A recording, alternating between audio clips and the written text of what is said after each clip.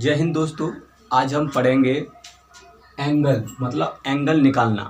प्रकाश का परावर्तन हमने पिछली वीडियो में देखा, प्रकाश का परावर्तन होता क्या है।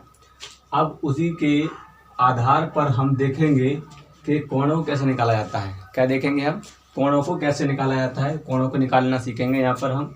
तो हमने पिछली वीडियो में पढ़ा था कि प्रकाश का परावर्तन क्या होता है, प्रकाश के परावर्तन के नियम क्या होते हैं। अब हम पढ़ेंगे कि कोण कैसे निकालते हैं। क्या पढ़ेंगे? कोण कैसे निकालते हैं, फाइंड ऑफ एंगल। क्या पढ़ेंगे? फाइंड ऑफ एंगल, कोणों को निकालना पढ़ेंगे। क्या पढ़ेंगे? कोणों को निकालना। कोण कैसे निकालते हैं? तो हमने प्रकाश के परावर्तन के नियम पढ़े थे। प्रकाश के परावर्तन के क्या पढ़े थे हमने? नियम पढ़े थे। दो नियम पढ़े थे। कौन कौन से नियम पढ़े थे? दो नियम पढ़े थे। पहला नियम पढ़ा था हमने कि आपतन कोण तथा परावर्तन कोण सदैव बराबर होते हैं। आपतन कोण तथा परावर्तन कोण सदैव कैसे होते हैं? बराबर होते हैं। और आपतित किरण तथा परावर्तित किरण तथा आपतन बिंदु पर अविलंब तीनों एक ही तल में होते हैं। क्या होते हैं? तीनों एक ही तल में होते हैं। उन्हें हम क्या कहते हैं? उन्हीं को हम प्रकाश के परावर्तन के नियम कहते हैं। प्रकाश के परावर्तन के नियम कहते हैं। क्या कहते हैं? प्रकाश के परावर्तन के नियम कहते हैं। तो पहला नियम यहाँ पर लेते हैं हम कि आपतन कोण तथा परावर्तन कोण सदैव बराबर होता है। तो वो देखेंगे हम। क्या करेंगे? आपतन कोण तथा परावर्तन कोण क्या होता है? बराबर होता है। तो नियम पहले लेने से पहले एक बार इस चित्र को देख लेते हैं। जो ये क्या है? आपतित किरण है। ये कौन सी? परावर्तित किरण है। आपतित किरण ये तल है, तल से बनने वाला कोण और किरण के बीच बनने वाला कोण थीटा है। कोई इधर की भी साइड भी है थीटा। यहाँ पर एक अविलंब है जो आपतन बिंदु पर खींचा गया है।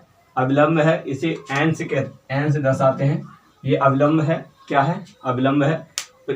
इसमें कोण को दो भागों में बांटा गया है, एक आई और आर। ये पूरा एंगल है और इसी को समद्विभाजित कर दिया है, आई और आर में बांट दिया गया है। क्या गया? आई और आर में बांटा गया है। तो आई क्या होता है? आपतन कोण होता है और आर होता है हमारा परावर्तन कोण होता है। ठीक। और यहाँ से लेकर के यहाँ तक अगर हम देखें, इस अविलंब से तल तक का कोण निकालें, अविलंब से तल तक का कोण निकालें तो ये 90 डिग्री निकलेगा। कितना निकलेगा? 90 डिग्री का, क्योंकि ये एक लंब है। क्या है? एक लंब है। M1 M2 पर क्या है? ये लंब है, इसलिए ये क्या होगा? 90 डिग्री का कोण निकालेगा, 90 डिग्री का कोण को दर्शाएगा। तो ये हो गया चित्र में। अब देखते हैं प्रकाश के परावर्तन का पहला नियम क्या कहता है कि आपतन कोण तथा परावर्तन कोण सदैव बराबर होते हैं। तो वो यहाँ पर हम लिख देते हैं।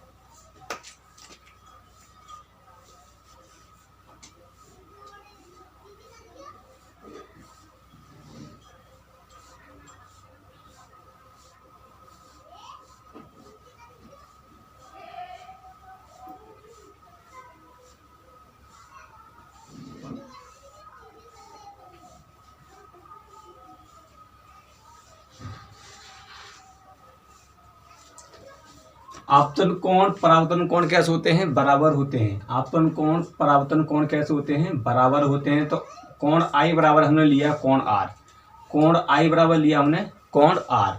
तो हम इससे बता सकते हैं कि जो कोण आई होगा वही कोण आर होगा, क्योंकि इक्वल है। देखो, कोण आई जो है हमारा आपतन कोण, वो परावर्तन कोण के बराबर होता है।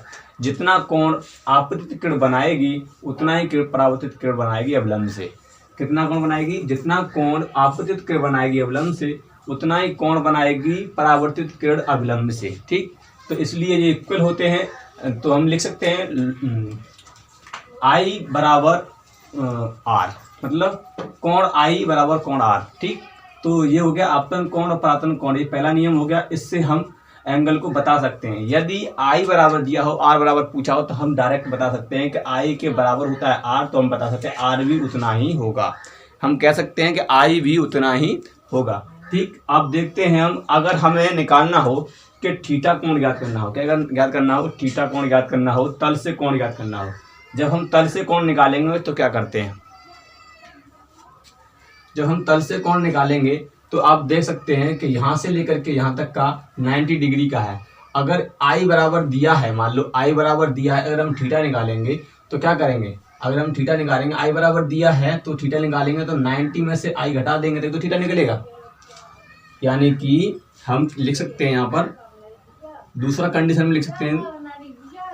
दूसरी कंडीशन में अगर हमें थीटा निकालना हो मतलब यानी कि हमें तल से और आपतित किरण है, मतलब आपतित किरण और हम तल से निकालेंगे कोण, तो हमें कैसे निकलेगा, थीटा बराबर 90 डिग्री माइनस आई, थीटा बराबर 90 डिग्री माइनस आई। अगर माइनस आई कर देंगे, एंगल दिया होगा माइनस आई, उसे घटा देंगे तो हमारा निकल आएगा थीटा।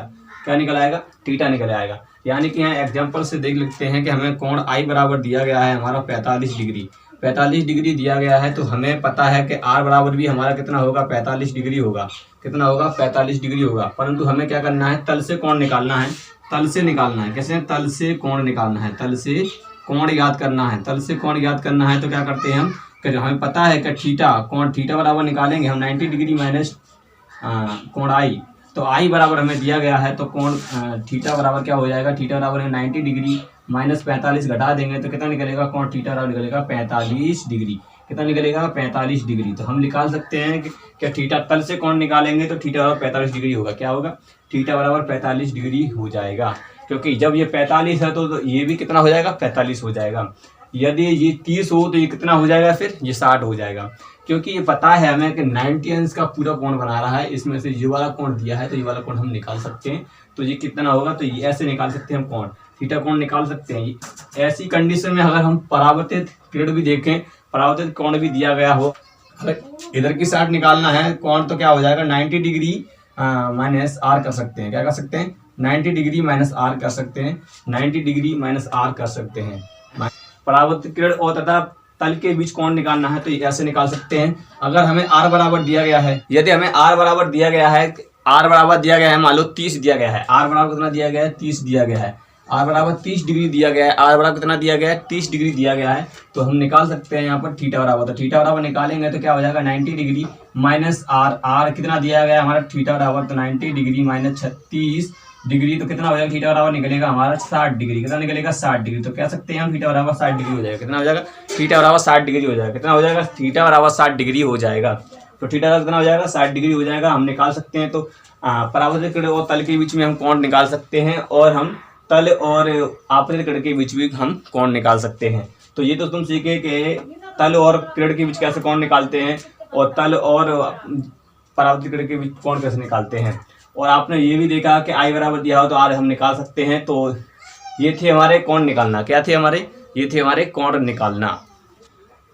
तो ये समझ में आया होगा आपके कि हमने तल और हमने किरण के बीच का कोण निकालना कैसे बताया कि थीटा बराबर 90 डिग्री माइनस आई घटा सकते हैं, आर भी घटा सकते हैं तो निकल आएगा। इधर वाला दिया है तो अगर आई दिया है तो ये वाला घटा दो तो निकल आएगा, ये वाला सूत्र लगा देंगे। अगर आर बराबर दिया है तो ये वाला सूत्र लगा देंगे। तो ये दोनों सूत्र लगा सकते हैं और हम तल के बीच कोण निकाल सकते हैं। अब देखेंगे हम कि तल का कोण दिया गया हो तो हमें आई निकालना हो, मतलब तल का कोण दिया गया है, तल और किरण का कोण दिया गया है तो हमें निकालना है नॉर्मल और किरण के बीच का कोण निकालना है। नॉर्मल और किरण के बीच का कोण कैसे निकालेंगे तो हम वो देखते हैं। तो इसे रफ कर देते हैं एक बार, फिर बाद में देखते हैं। अब देखते हैं हम किरण और नॉर्मल के बीच कैसे कोण निकालते हैं। मतलब किरण और नॉर्मल जो होता है, अभिलंब होता है, उसके बीच आई कोण होता है, इसे हम कहते हैं इंसिडेंट एंगल होता है। इंसिडेंट एंगल होता है, इसे रिफ्लेक्टेड एंगल होता है। तो ये कैसे निकालते हैं, अगर तल का कोण दिया गया हो तो हम आई कैसे निकालेंगे, तल का कोण दिया हो तो आर कैसे निकालेंगे, तो वो यहाँ पर देखते हैं। पहले हम लिख देते हैं। तो अब हम देखेंगे नॉर्मल और किरण के बीच तल के कोण कैसे निकालते हैं, मतलब अभिलंब और किरण के बीच कोण कैसे निकालते हैं। अगर हमें कोण आई ज्ञात करना हो तो हमें कोण आई ज्ञात करना हो, थीटा कोण दिया गया है तो कैसे निकालेंगे। तो हम निकाल सकते हैं कि कोण आई बराबर हो जाएगा 90 डिग्री माइनस थीटा। क्या हो जाएगा, 90 डिग्री माइनस थीटा। कोण आई बराबर निकाल सकते हैं, मतलब क्या हो जाएगा, कोण आई बराबर हो जाएगा हमारा 90 डिग्री माइनस थीटा। क्या हो जाएगा, 90 डिग्री माइनस थीटा। तो ये वाला हम सूत्र लगा करके हम निकाल सकते हैं, आई कोण को निकाल सकते हैं। जैसे हम एग्जांपल देख लेते हैं। यदि हमारा थीटा कोण दिया गया है, अगर तल से किरण का कोण दिया गया है, तल से किरण का कोण दिया गया है, मतलब थीटा कोण दिया गया है, कितना दिया गया है, 45 डिग्री दिया गया है। 45 डिग्री दिया गया है तो हमें कोण आई निकालना है। क्या निकालना है, कोण आई निकालना है। तो कोण आई निकालेंगे तो कोण आई बराबर हमें होता है, मान लो 90 degree minus theta, 90 degree minus theta. तो 90 डिग्री का मान रख देंगे तो आई बराबर होगा 90 डिग्री माइनस थीटा का मान 45 डिग्री। तो 45 डिग्री घटा देंगे तो आई बराबर निकल आएगा हमारा 45 डिग्री। तो ये हम निकाल सकते हैं कि आई बराबर कितना हो जाएगा, 45 डिग्री हो जाएगा। कितना हो जाएगा, आई बराबर हो जाएगा 45 डिग्री। इंसिडेंट एंगल कितना हो जाएगा, इंसिडेंट एंगल हो जाएगा 45 डिग्री हो जाएगा हमारा। कितना हो जाएगा, इंसिडेंट एंगल 45 डिग्री हो जाएगा। इसी प्रकार हम अगर परावर्तित किरण का कोण दिया गया, मतलब थीटा कोण दिया गया, तो उसे कैसे निकालेंगे, तो उसे भी हम निकाल सकते हैं। यहाँ पर देखो तो अगर हमें आर निकालना है, तो 90 डिग्री माइनस थीटा करना पड़ेगा हमको। 90 डिग्री माइनस थीटा करना पड़ेगा। 90 डिग्री माइनस थीटा करने पर सेम सूत्र है, कुछ नहीं है। यहाँ आर है, यहाँ पे आई है, कुछ नहीं है। थीटा तो हम दोनों में से घटाना है।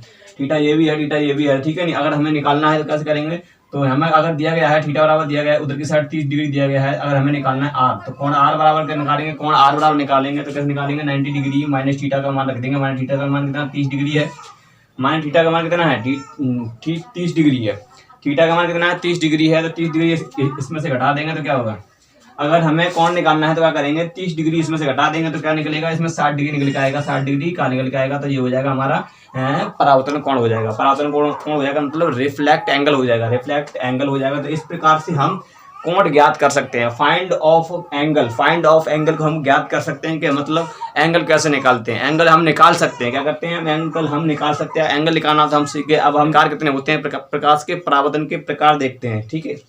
ये आपको समझ में आया कि नहीं समझ में आया, कोई बात नहीं, आप दोबारा देख लेना, ठीक है। हम आगे चलते, अब हम देखते हैं प्रकाश के परावर्तन के प्रकार। क्या देखते हैं हम, प्रकाश के परावर्तन के प्रकार देखते हैं। रिफ्लेक्शन ऑफ लाइट, क्या देखते हैं, रिफ्लेक्शन ऑफ लाइट। इंग्लिश में लिखा है, कंफ्यूजन नहीं होना है, इसे आप हिंदी में लिख सकते हैं। रिफ्लेक्शन ऑफ लाइट को हम कहते हैं प्रकाश का परावर्तन। क्या कहते हैं, प्रकाश का टाइप्स लिखा है, इसका मतलब है कोई प्रकार है इसके, क्या है, कोई प्रकार है, इसके 2 प्रकार है, कोई ज्यादा प्रकार नहीं है। रेगुलर क्या होता है, रेगुलर रिफ्लेक्शन क्या होता है, एक होता है रेगुलर रिफ्लेक्शन, एक होता है इर्रेगुलर रिफ्लेक्शन। प्रकाश के जो परावर्तन के प्रकार होते हैं वो देख सकते हैं आप, इस पे लिखे हुए हैं, हमने लिख दिया है रेगुलर रिफ्लेक्शन, एक होता है इर्रेगुलर रिफ्लेक्शन। इर्रेगुलर रिफ्लेक्शन क्या होता है, मतलब इर्रेगुलर रिफ्लेक्शन को आप हिंदी में लिख सकते हैं अनियमित परावर्तन। क्या कहते हैं, अनियमित परावर्तन, क्या कह सकते हैं, अनियमित परावर्तन। और इसे हमें रेगुलर रिफ्लेक्शन को आप कैसे लिख सकते हैं, रेगुलर रिफ्लेक्शन को हिंदी में आप लिख सकते हैं नियमित परावर्तन। क्या कहते हैं, नियमित परावर्तन, मतलब ये नियम से होता है, ये नियम फॉलो नहीं करता है, इसीलिए पिटता है। लेकिन रेगुलर रिफ्लेक्शन क्या होता है, इसमें तल बहुत चिकना होता है। कैसा होता है, बहुत तल चिकना होता है, मतलब जैसे ले सकते हैं दर्पण होता है, क्या होता है, दर्पण की तरह होता है बिल्कुल। इसमें लाइट सीधे परावर्तित हो जाती है, क्या होता है, इसमें लाइट सीधे परावर्तित हो जाती है, ना इधर मुड़ती है ना उधर मुड़ती है, सीधे चली जाती है, ठीक है। ये होता है हमारा रेगुलर रिफ्लेक्शन। क्या होता है, रेगुलर रिफ्लेक्शन। इसे नियमित परावर्तन भी कहते हैं। क्या कहते हैं, नियमित परावर्तन भी कहते हैं। इसमें तल बहुत चिकना होता है, इसमें तल कितना होता है, बहुत चिकना होता है। इसमें जो तल होता है बहुत ही चिकना होता है। इसमें क्या होता है, तल बहुत चिकना होता है, मतलब एक तरह से दर्पण की तरह होता है। इसमें लाइट जो होती है वो सीधी निकल जाती है, मतलब सीधी चली जाती है, सीधी रिफ्लेक्ट करती है। सीधी रिफ्लेक्ट करती का मतलब होता है वो कहीं विचलित नहीं होती है, इधर नहीं मुड़ती है ना उधर मुड़ती है, सीधी चली जाती है। इसे कहते हैं रेगुलर रिफ्लेक्शन। रेगुलर रिफ्लेक्शन समझ में आया कि नहीं समझ में आया, कोई बात नहीं, आगे देखते हैं। इर्रेगुलर क्या होता है, इर्रेगुलर रिफ्लेक्शन क्या होता है, इर्रेगुलर रिफ्लेक्शन होता है मतलब इसे हिंदी में कहते हैं अनियमित परावर्तन। क्या कहते हैं, अनियमित परावर्तन, परिवर्तन नहीं, अनियमित परावर्तन कहते हैं। क्या कहते हैं, अनियमित परावर्तन कहते हैं। इसमें तल खुरदरा होता है। कैसा होता है, खुरदरा होता है। कैसा होता है, खुरदरा होता है, टेढ़ा मेढ़ा होता है, ठीक है ना, खुरदरा होता है, गड्ढा होते हैं कहीं कहीं पर। इसमें प्रकाश फैल जाता है। इसमें क्या होता है, प्रकाश फैल जाता है, जैसे टॉर्च का प्रकाश फैल जाता है उसी प्रकार इसमें भी फैल जाता है। क्या होता है, इसी प्रकार भी इसमें भी क्या होता है, फैल जाता है। तो इसे कहते हैं इर्रेगुलर रिफ्लेक्शन कहते हैं। इर्रेगुलर रिफ्लेक्शन कहते हैं। इर्रेगुलर रिफ्लेक्शन आपको समझ में आया होगा, इसे अनियमित परावर्तन कहते हैं। अनियमित परावर्तन कहते हैं। इसमें तल खुरदरा होता है, इसमें प्रकाश फैल जाता है। क्या होता है, इसमें प्रकाश क्या हो जाता है, फैल जाता है, और इसमें प्रकाश क्या होता है, सीधा चला जाता है। और इसमें बहुत तल कैसा होता है, चिकना होता है। इसे इसलिए कहते हैं इसे रेगुलर रिफ्लेक्शन। क्या कहते हैं, रेगुलर रिफ्लेक्शन कहते हैं। इसे कहते हैं इर्रेगुलर रिफ्लेक्शन कहते हैं, ठीक है नहीं। इसके चित्र देख लेते हैं, चित्र नहीं देखेंगे तो काम नहीं बनेगा। चित्र देखते हैं पहले बहुत, ठीक है नहीं। चित्र क्या होता है, चित्र देखते हैं। इसमें एक किरण आती है और सीधी चली जाती है। ये मतलब पॉलिशदार तल है, क्या है, ये पॉलिशदार तल है, और इस पर कोई किरण पड़ती है तो ये आपतन बिंदु से परावर्तित हो जाती है। क्या होती है, आपतन बिंदु से परावर्तित हो जाती है। आपतन बिंदु यही नहीं यही होगा, बीच बीच में कहीं भी हो सकता है। आपतन बिंदु किरण यहाँ पे पड़ती है तो यहाँ पे बन जाएगा, और यहाँ पड़ती है आगे छोड़ कर आएगा तो यहाँ पे बन जाएगा, ठीक है ना। इसमें क्या होता है, किरण आती है और चली जाती है, सीधी चली जाती है। किसी तल समतल होता है, परावर्तन मतलब एकदम सीधे हो जाता है। क्या होता है, परावर्तन सीधे हो जाता है, कोई रिफ्लेक्ट इधर उधर नहीं घूमता है, ठीक है नहीं, और ये सीधा चला जाता है। अब बात करते हैं इस चित्र की। इस चित्र में देख सकते हैं आप, ये सांप जैसा ढेरा है, इसमें कुछ नहीं है, ये टेढ़ा मेढ़ा खुरदरा है। क्या है, ये खुरदरा है, ये क्या है, खुरदरा है। इसमें अगर रिफ्लेक्शन होगा, इसमें अगर रिफ्लेक्शन होगा तो इसमें देख सकते हैं, इसमें रिफ्लेक्शन के लिए किरण टेढ़ी मेढ़ी भाग रही है। सब देखना किरण कैसे भाग रही है, एक किरण यहाँ जा रही है, एक किरण कहाँ जा रही है, देखो तो कैसे भाग रही है। ये है क्या, रिफ्लेक्शन। इसमें रिफ्लेक्शन जो हो रहा है ये नियम से नहीं हो रहा है, इसमें रिफ्लेक्शन जो हो रहा है वो नियम से नहीं हो रहा है, यानी कि ये नियम को फॉलो नहीं कर रहा है, ये नियम का उल्लंघन कर रहा है, इसलिए इसका क्या कहते हैं, इरेगुलर रिफ्लेक्शन। क्या कहते हैं, इरेगुलर रिफ्लेक्शन कहते हैं। आपको समझ में आया कि नहीं समझ में आया, कोई बात नहीं, दोबारा समझा देते हैं। रेगुलर रिफ्लेक्शन क्या होता है, इसमें तल बहुत चिकना होता है, इसमें तल क्या होता है, बहुत चिकना होता है, इसमें लाइट सीधे परावर्तित होती है। क्या होता है, इसमें लाइट जो होती है वो सीधे परावर्तित होती है। जैसे हम देख सकते हैं दर्पण डला हुआ है, दर्पण है, कोई भाई कोई चीज नहीं है, दर्पण ही देख लेते, कोई बड़ा कोई वो नहीं, दर्पण है, दर्पण पे अगर प्रकाश डालेंगे, आप करके देख सकते हैं, जब हम दर्पण पर प्रकाश डालते हैं वो सीधा रिफ्लेक्ट होता है, यूं नहीं कि टेढ़ा मेढ़ा भाग है, ठीक नहीं, फैलता नहीं है। इसमें देखते हैं इरेगुलर रिफ्लेक्शन होता है, इसमें तल कैसा होता है, खुरदरा होता है, इसमें तल कैसा होता है, खुरदरा होता है, इसमें प्रकाश फैल जाता है, इसमें क्या होता है, प्रकाश फैल जाता है। फैलने का मतलब समझ रहे हो ना, कि जैसे टॉर्च का प्रकाश फैल जाता है, जैसे क्या होता है, टॉर्च का प्रकाश फैल जाता है, जैसे दिखाते हैं आपको हम, जैसे ये प्रकाश फैल रहा है, जैसे ये वाला टॉर्च का प्रकाश फैल रहा है, आप देख सकते हैं ये प्रकाश फैल रहा है, चारों तरफ फैल जाता है, इसे कहते हैं हम इरेगुलर रिफ्लेक्शन। क्या कहते हैं, इरेगुलर रिफ्लेक्शन कहते हैं। क्या कहते हैं, इरेगुलर रिफ्लेक्शन कहते हैं। क्या कहते हैं, इरेगुलर रिफ्लेक्शन। इरेगुलर रिफ्लेक्शन क्या होता है, समझ में आया आपको? इरेगुलर रिफ्लेक्शन समझ में आया कि नहीं आया? ये सांप जैसा लहरा है, क्या है, सांप जैसा, ये रेगिस्तान बना हुआ है, ये कहीं ऊंचा है कहीं नीचा है, यहाँ से अगर प्रकाश का परावर्तन होगा, वो टेढ़ा मेढ़ा होगा, तो क्या होगा, कीड़े एक दूसरे को काटेंगे, क्या होंगे, कीड़े एक दूसरे को काट देंगे, वही प्रकाश क्या हो जाएगा, फैल जाता है। क्या हो जाता है, फैल जाता है, क्योंकि यहाँ किरण देखो, यहाँ से उठी, यहाँ चली गई, यहाँ से किरण गई, यहाँ से गई, यहाँ से किरण गई, कोई यहाँ जा रही है, यहाँ से एक दूसरे काट रही है, किरण एक दूसरे को क्या कर रही है, काट रही है, इसलिए ये इरेगुलर रिफ्लेक्शन है। आपको समझ में आया होगा। रिफ्लेक्शन ऑफ टाइप कितने होते हैं, दो प्रकार के होते हैं, रेगुलर रिफ्लेक्शन, इरेगुलर रिफ्लेक्शन। समझ में आया कि नहीं आ रही?